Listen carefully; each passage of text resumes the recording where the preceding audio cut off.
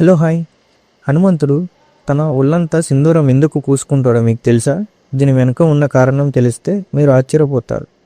ఒకసారి హనుమంతుడు సీతమ్మ తన నుదుటిపై సింధూరం పెట్టుకోవడం చూశాడు. కుతూహలంతో తల్లి ఆ ఎర్రటి పొడిని నుదుట ఎందుకు పెట్టుకుంటున్నారు అని అడిగాడు.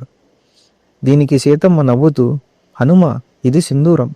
దీన్ని పెట్టుకుంటే మీ ప్రభువు శ్రీరాముడు ఆయుష్ పెరుగుతుంది, ఆయన ఎప్పుడు క్షేమంగా ఉంటారు అని చెప్పింది.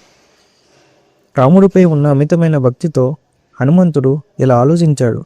కొంచెం సింధూరానికి రాముడు ఆయుష్ పెరిగితే నేను ఒళ్ళంతా పూసుకుంటే నా స్వామి అమరజీవి అవుతాడు కదా. వెంటనే హనుమంతుడు ఒళ్ళంతా సింధూరం పూసుకొని శ్రీరాముడి సభలోకి వెళ్ళాడు. అది చూసి అందరూ నవ్వుతున్నారు. రాముడు మాత్రం హనుమంతుడి నిశ్చలమైన భక్తిని చూసి కన్నీళ్లు పెట్టుకొని అతన్ని హత్తుకున్నారు. అందుకే హనుమంతుడికి సింధూరం అంటే అంత ఇష్టం. Thank you for watching. Please subscribe.